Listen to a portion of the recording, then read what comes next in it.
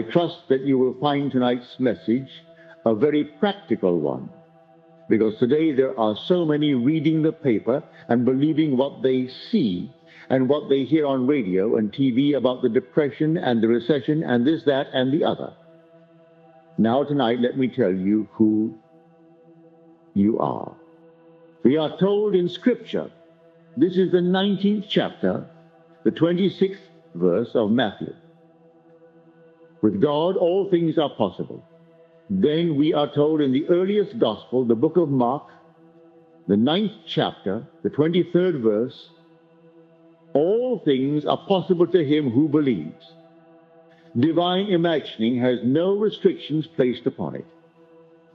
Human imagining has one restriction placed upon it: to believe. All things are possible to him who believes. So they equate man. He is speaking of you with God. But on this level, it is believing. Can you believe it? There is no other limitation other than man's capacity to believe what he has imagined. All things are possible to him who believes. So, the only restriction placed upon man is his ability to believe what his reason, what his senses deny. That's all. No other restriction. Now, I'll turn to the 115th Psalm, and here I think the whole vast world has been guilty of this. The psalmist claims, our God is in the heavens. Their idols are made. First of all, our God is in the heavens, and he does what he pleases. No matter what it is, he does what he pleases. Their idols are made with human hands of silver and gold. They have voices, but they speak not. Or rather, they have mouths, but they speak not, and eyes that do not see. They have ears that do not hear, and they have hands that do not feel, and feet that do not walk, and there is no sound from their throats. Those who make them are like them, and those who believe in them are like them. To believe in anything outside of yourself as the cause of the phenomena of life, you are believing in something made with the human hands. I don't care what you call it. Now, who is this God who does as he pleases that is equated with man? Well, you try to think of anything other than your wonderful human imagination. Our God is in the heavens, and we are told that heaven is within you. In the 17th chapter of the book of Luke, God is within you. If he is within me, what in me does anything that it pleases? Nothing but my imagination. I can imagine anything in the world. The most incredible thing I can imagine. But as man, one condition is imposed upon me. I must believe it. If I can persuade myself of the reality of that which I have imagined, no power in the world can stop it from coming to pass. Man creates his objective world out of imagination and faith. These are the substances out of which he actually projects and objectifies his world. There is nothing but God, and God is man's own wonderful human imagination. Man is all imagination, and God is man, and exists in us, and we in him. The eternal body of man is the imagination, and that is God himself. So, divine imagining, yes, it's instantaneous, but when it's keyed low into the human form, then there is one condition imposed upon it. Can I believe it? So I now come to the point of faith. What is faith? Faith is the subjective appropriation of the objective hope. So I have a hope. I would like to be this, that, or the other in this world. Or I would like someone, a friend of mine, to be this, that, or the other. Now I must appropriate it subjectively. I go down in my imagination and I simply conceive a scene, which would imply that it's true, and I appropriate it. How do I appropriate it? I create a scene which would imply that it is true, bringing the individual or friends before me. I could have friends tell me, "Have you heard the good news?" And I will act as though I didn't. No. What is the good news? Have you heard the news about? And they mention my friend, and I listen eagerly to what they are telling me about my friend. I am appropriating subjectively my objective hope. All I have to do then is to persist in that state. As Shakespeare said in his Antony and Cleopatra, it has been taught us from the primal state that which is was wished until it were. He used the pronoun he, but you can use it of anything in this world. But he said that he wished, wishing that being to come into being, but you can wish it for a home, a place, or anything in the world. You need not confine it to a friend, that he which is was wished until he were. You can make it or they, or anything else in the world. It is simply from the very beginning. The primal wish was simply to so give myself to a state that I lost myself in the state, and I remain in that state until the state became objectified within my world. This is what the Bible is teaching everyone in this world. Your end is predetermined. You cannot fail. You cannot fail. Because God has done it, the whole thing is done. You are going to awaken one day as God himself, and no matter what you do in this world, you cannot fail. You may fail in your objectives in this world, but you cannot fail in God's objective for himself when he became us. Now in Scripture, as you are taught it by all the priests of the world, whether they be Catholics, Protestants, Christian Scientists, or any other denomination, they all teach this. The incarnation took place at Bethlehem. That's what they teach. I will tell you, that is not true. The incarnation took place at Calvary, and that was not 2,000 years ago. That was in the very beginning of time. It was not at Bethlehem, but at Calvary when God became as we are in the beginning of time. At Bethlehem, we become as God is. There's all the difference in the world. So the cry on the cross, my God, why hast thou forsaken me?" That is Calvary, the cry on the cross. God so completely became as we are. He's not pretending that he's a man. That's incarnation. God incarnated himself in humanity. His name is in us, and he is his name. And his name is I am. But I am telling you, that name, in a more living sense, is your own wonderful human imagination. That's God. So, he incarnated himself in humanity at Calvary. Calvary did not take place 2,000 years ago. It took place in the very beginning when God said, "Let us make man in our image." And then God became humanity. That's Calvary. And buried himself in the skull of humanity. That's where he is. And that's where he is dreaming the dream of life. He is dreaming everything in this world that you are experiencing. The day will come, he will reach Bethlehem. When he reaches Bethlehem, then God in man is born, and man becomes as God is, born, not of blood, not of the will of the flesh, not of the will of man, but of God. And no one can fail, because it was done before that the world was. For divine imagining does not wait. It imagines a state that is planned. Instantly it is done. Now it is going to simply pay the price. And God paid the price. He paid it by becoming humanity, for his will was to let us make man in our image. So while we are here, we are told to be imitators of God as dear children. As God became as I am, that I may be as he is, while I am here waiting for that birth that is not born of blood or of the will of the flesh or the will of man, but of God.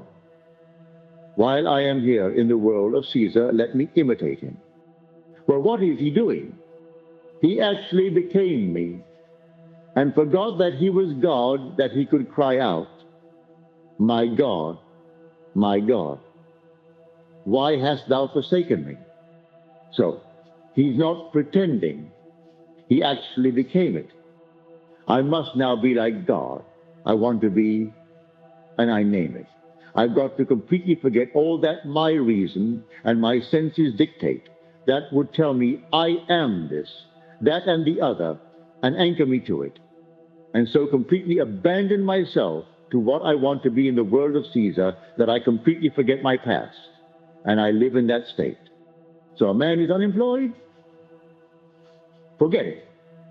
You say you are unemployed and the market is going down and there is a recession and you can't find a job. May I tell you, forget it. You will say, what evidence have you to support it? I have all the evidence in the world, because no one in this audience tonight has gone through greater poverty than the speaker. No one started behind the 8 ball more than I did. No one had, I would say, less education in my formative years, no social background, no intellectual background, no financial background. And my entire family found this principle. My father found it, my brother Victor found it, and then he shared it with the family. And today, here in the little island, they are having all the disturbances that we have here. To us, it's a big scale because the island is small, and here we are, 200-odd million people. We balloon things here. We make one crisis after the other. Why, I do not know, but we do it, to sell papers and to do all kinds of things.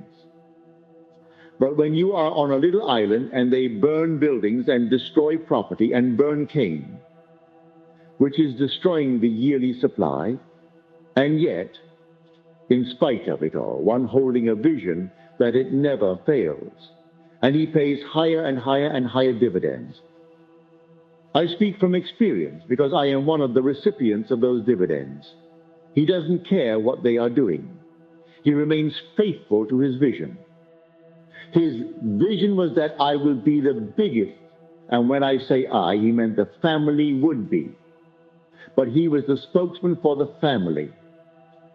He had the vision in the entire area. Let them do what they will, I will be the biggest, the most powerful financial giant in the island. Well, he is 68 now. He may depart tonight. I do not know, but his dream has come true. It has been taught us from the primal state that he which is was wished until he were. But you can't wish it and then deviate and turn away. You must want to be, and so want to be it, that you don't turn to anything else. So, when I go home and I talk to him, he says, Neville, all right, thank you for your visions. You have visions, and I have another goal. My goal, as you call it, is the world of Caesar. I want the world of Caesar. And so when I depart this world, I am quite willing to have anyone who is in control give me another job to go on and do it and succeed in the doing. But while I am here, I am going to do what you call the things of Caesar. You do what you call the works of God. I love you as my brother, and you can continue in your visions. But while I am here, I want to be, and I will be.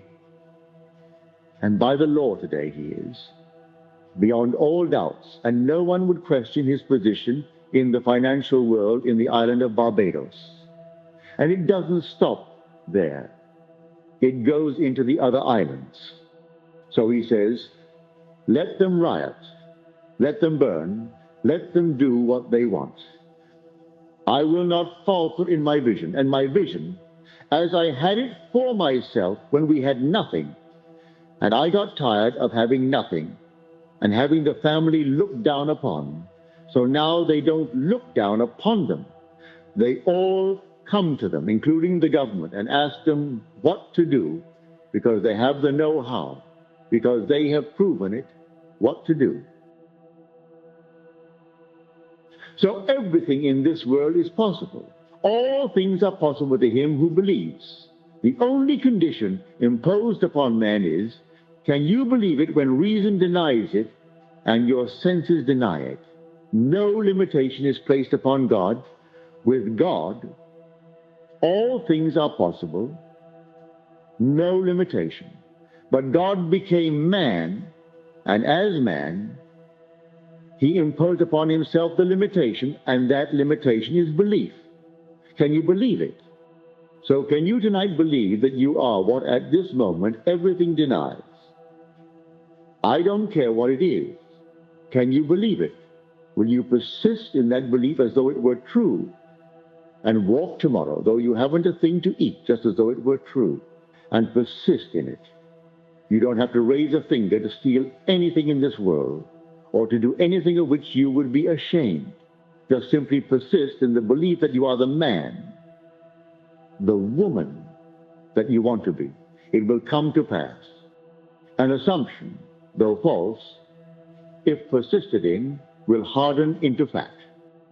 This whole vast objective world was produced by imaginal activities. I don't care what the world will tell you. There isn't a thing you see now in the world that was not once only imagined. The clothes you wear, your haircut, the house in which we are now housed, everything was once only imagined, and then it was persisted in, and it became a reality. But then you will say, but after all, people did do it. I am not denying that. You don't have to build it. You hold the vision. And those who will build it, they'll build it. But you will own it. You will pay them their price. Pay them fully. They too can transcend their present position if they desire to be beyond what they are, but they must first want to be. And when they want to be, and they wish it, they will go back to that primal state. It was taught us from the primal state that he which is was wished until he were. So you want to be, and you name it. I won't tell you what to be. You name what you want to be. Now go beyond the things of Caesar. Would you like to be, beyond all things in the world, one who actually experienced the gospel? That too is a wish. So you can remain here forever building bigger and bigger and bigger things in the world. One died last week or 2 weeks ago. His name was Richard Mellon. He left an estate of $3 billion plus. He died at the age of 70. He undoubtedly was a very perfectly marvelous, wonderful man. He gave over $700 million to charity, established this marvelous art museum in Washington, and endowed it to keep it going indefinitely. So he gave and gave much. But he left an estate of over $300 billion at the age of 70. Man has done it. Man can do it. But I would have you wish to experience the gospel, experience the story of Jesus Christ, because everyone is destined to experience it, but you must be so hungry for it that nothing can turn you from it. When my brother has made this money, and I share it because I am part of the family, when he wanted me to come home and wrote me the most enticing letter to call it a day and come home and live graciously with a full complement of servants, a nice home, and everything, I wrote him back and said, Vic, you don't understand. I have no desire for a home and a full complement of servants and all these things. I don't. I want to do it here until I drop.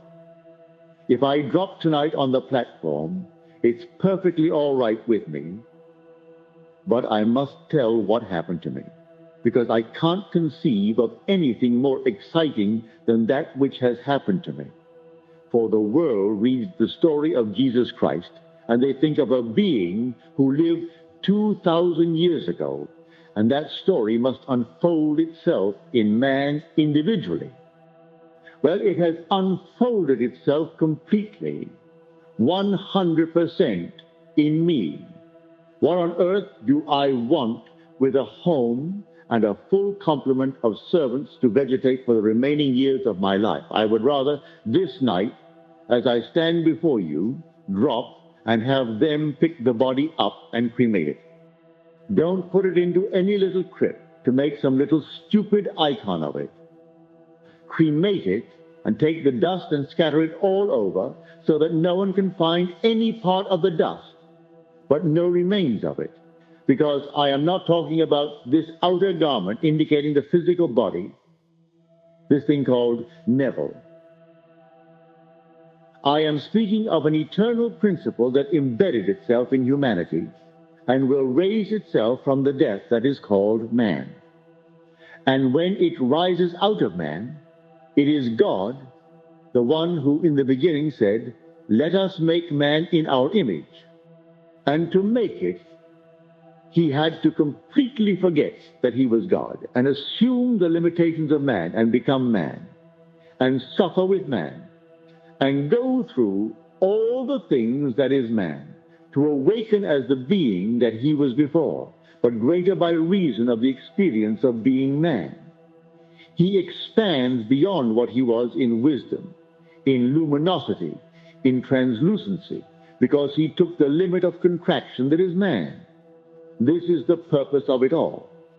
So tonight, if you are unemployed or threatened, may I tell you, don't despair.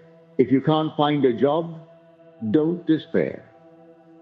If you want to be happily married, and there seems to be no one in this world, whether you be male or female, may I tell you, everyone is looking for the companion of his life or her life in this world. Assume that you have found him. Sleep as though it were true. Share it with your friends who have rejoiced with you, because it is true. And in a way that no one knows, out of the blue, she or he will come into your life, and it will be perfect. I'm telling you from my own personal experience.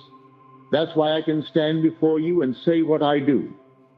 No one was more involved than the speaker when I found one that I said, "I've got to have her," but no one was more involved. And I simply slept as though it were true, and I can't tell you in detail what happened. The most mysterious things happened to make it possible in my world. It is almost embarrassing to talk about it from the platform. I have talked about it. And those who were present criticized me unmercifully for having told the story. But I didn't tell it to brag. I told it to explain how the law works. It works. You do not have to go out and devise the means to the end. Having assumed the end will devise the means, a series of incidents across which you will move. You will move across some bridge of incidents leading from where you have assumed the state to the fulfillment of it, because you go to the end, dwelling in the end. Then some strange thing happens in the world, and this bridge appears. You walk across the bridge of incidents leading up to the end. Here recently, when I say recently, 1949, one of our great scientists discovered a certain principle in physics. And these are his words.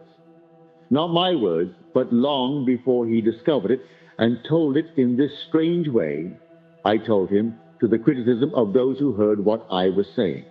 They said, "The man is insane." I said, I can go in time into a state that is not yet realized. And I can live in that state as though it were true. And then I can return to this state that I have shut out for a moment. And then in a way that I do not know, I move forward across a series of events leading up to the fulfillment of that state. And a man in Milwaukee, he was the head of this chemical department of a huge, huge organization, Alice Chalmers. He was their great physicist, where they sent in all kinds of samples of water from all over the world for his analysis to explain why they were getting sediment on the huge, big turbines that they were making. And so he analyzed the water and then sent back his analysis of the water, because water picks up the little sediments across the land that it flows over. And so if they bring certain things, well, it cakes within the thing. So he tries to explain why. So when I said what I have just told you, he said, it can't be done. We have a law in science which we call entropy. Entropy is, you cannot change the past. That the past is unalterable. Man is moving forward in time with an unalterable past. I said, you can change the past. Man can revise the past and change it as though it never happened. The day will come. Everyone is going to change the entire past and simply revise it. He said, it can't be done. I'm a scientist. I am the leader in my profession. Well, he was big enough to send me a copy of that, which came out in the Science Bulletin about 2 months after I left Milwaukee. And this is what the scientist said. He had just been given the Nobel Prize for what he wrote in 1949. His name is Dr. Richard Feynman, now professor of physics at Caltech. And in this magazine, he wrote, months after I told the story in Milwaukee, and he said, discussing a little particle, an atomic particle known as a positron, he said, the positron starts from where it hasn't been, and it moves to where it was a moment before. Arriving there, it is bounced so hard, its time sense is reversed, and it moves back to where it hasn't been. Now that is Professor Feynman of Caltech. I said, I go forward in time to where I have not yet visited physically, and I simply enclose myself in the feeling of the wish fulfilled. I haven't yet realized it physically, but I go forward in my mind's eye, in my imagination, into the state, and I talk with my friends from the wish fulfilled as though it were true. Then I open my eyes, and I am startled to find that I am sitting in a chair where I was a moment before. And what I have just done is denied by my senses. But strangely enough, the whole vast world reshuffles itself and forms a bridge of incidents across which I move to the fulfillment of that state where I have been. So he said, it starts from where it hasn't been, and it moves to where it was an instant ago. Arriving there, it is bounced so hard that its time sense is reversed. And then it travels back to where it hasn't been. Well, I knew that mystically. I am not a scientist. I could not explain it. The little positron does this as he described it back in 1949, and for that last year he was given the Nobel Prize. They waited all these years to confirm it, and it has been confirmed now photographically in all the chambers that they could actually test, and the man was right. But I was right before that. But I had no little particle to prove it. I only know what I did. I simply would put myself in a state, and I would see the world as I would see it if it were true. I looked, and I saw it, and my friends smiling with me because they were happy that I achieved what I said I would achieve. And so they were smiling with me. And then I opened my eyes, and my friends aren't present. I am back in my room, and it's the same old room, the same limitations, the same everything. But then, in a way I did not know, this little bridge of incidents was built. And I went forward to fulfill what I had done. I went forward, and I did what I wanted to do. And then I started from where I had not been physically, and sped back to where I was physically. And then I was bounced, shocked that it wasn't true. I was bounced so hard that I then turned around in my time sense and moved back to fulfill where I had been in my imagination. Now the issue is October 15th. It's called The Science Letter. You can get it in the library. It's by Richard Feynman, October 15th, 1949. And this happened to me in the month of May in the city of Milwaukee. And when it came out to him, because he subscribes to the Science Letter, he sent it to me. And I got it sometime around December of that year. But I sent it to him back in May of that year. I didn't get the Nobel Prize. They would have called me mad, completely mad. May I tell you, there are states of consciousness in which all visionary men are accounted madmen. And I've been accounted a madman since a child because I've been seeing things that I could not explain. I didn't have the education to explain these things that I have seen, but I knew they worked. I only knew that it worked. I would try it, and it worked. If there is evidence for a thing, does it really matter what the world thinks about it? If there is evidence for it. Well, I had the evidence for it, but I could not explain it scientifically. I only knew that it worked. So I tell you, all things are possible to him who believes, and that one is equal to God. Only the limitation is placed upon God as man, because with God all things are possible without restriction. To imagine from the divine imagining state, it's automatic. It's done. But when God limits himself to man and comes down to the limit of man, then he imposes upon himself, called man, belief. So, without faith, we are told it is impossible to please him, and he who would come to God must first believe that God exists, and he rewards those who seek him. Read it in the 11th chapter, the 6th verse of Hebrews. He rewards everyone who first believes that he exists. You must first believe he exists. Well, I'll show you who he is. He is your own wonderful human imagination. I cannot observe imagination as I do objects in space. I am the reality that is named imagination. How can I observe it? I can only observe my creations. I can't observe myself, the creator. I produce one thing that reveals to me who I am, and that was the Son. He is the only being in the world who can really bring me to my being and show me who I am. I am God, the Father.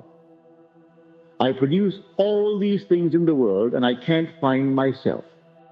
I can't observe myself, imagination, because I am the reality that is named imagination. Although I am producing all these things in the world, like sudden fancies, they all pour out of me. I don't always recognize the harvest, but I can't deny that I had to plant them in order to reap them. I planted everything in my world. It's all coming home to harvest. So I don't recognize the reality that I am, for it is unseen by mortal eyes. But I did create one state, and that was the Son, that would one day stand before me and call me Father. And then I would know who I am, and he is my Son, and he calls God, and only God, Father. And his name is David. When David stands before you and calls you Father, then, and only then, do you know who you are. That's how completely you became humanity, that humanity may become you. And you, when you became humanity, were God, may I tell you. Now, a lady wrote me this past week. She said she had two dreams 2 days apart. In one, there was a huge auditorium filled with people, and she instantly knew, as though it passed before her as a movie, what everyone would have to experience. She also knew that she had experienced what everyone would experience, and therefore would experience it no more. 2 days later, she found herself in this enormous crowd, thousands and thousands of people. and there were thousands and thousands of white doves. And she knew without any doubt that the white doves would kill every one of them. And she also knew, she also had had that experience, that she had been killed, and she would be killed no more. Now listen to these words in the 32nd chapter of Deuteronomy. I, even I am He, and there is no God beside me. I kill and I make alive. I wound and I heal, and there is none that can deliver out of my hand. Yes, she has experienced Scripture in a glorious way. You say someone was killed. You have been killed. Someone was wounded. You have been wounded.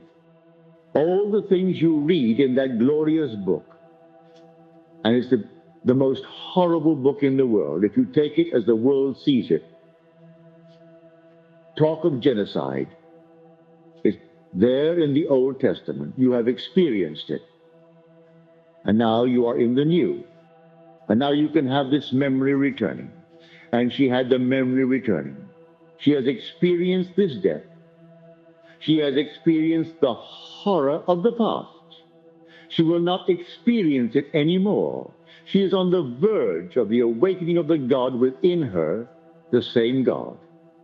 There are not two gods. There is only one God. Hear, O Israel, the Lord our God, the Lord is one. Only one body, one Spirit, one Lord, one God and Father of all. So all are being brought back into the one body, for only one body fell. And the one body, falling, fragmented itself into the unnumbered, what we call people. And that one body began to rise, for one rose and became the center of that magnet that draws back. And one after one is being called back into the one body, the one Spirit, the one Lord, the one God and Father of all. But we are individualized. And may I tell you, though you are that one body and that one Spirit and that one Lord and the God and Father of all, you will not lose your identity. You and I will rejoice in the end as the brothers who fell in the one body, enhanced by reason of the experience of this world of death. Well, tonight, make it a practical night. I was moved to do it because over the last 2 weeks, I've had so many calls from New York, calls from this and calls from the other. What am I going to do? Well, if they call me from these distant places, then the same thing must be taking place here. Don't despair. Don't accept what you read in the papers, that there is a recession and you can't find a job, or you are being demoted in salary, and this, that, and the other. Don't do it. Have a dream. Enter the dream and keep these words of Shakespeare. It hath been taught us from the primal state, that he which is was wished until it were. You will find that in the first act, the fourth scene of Antony and Cleopatra. Now you will say, after all, Shakespeare wrote that. Shakespeare had the vision. Don't just say, Shakespeare wrote it. He had the vision. These are the words of Caesar who rose to the top. So tonight, know what you want. No modification. Just know what you want. Assume that you have it. See in your mind's eye what you would see if it were true. Live in that state just as though it were true, and then go your way. Sleep tonight as though it were true. Wake tomorrow, and if the moment denies it, get back on the beam and continue on that beam. Do not turn to the left nor the right. Keep these words. You keep them and simply live by them, and you cannot fail. Now let us go into the silence.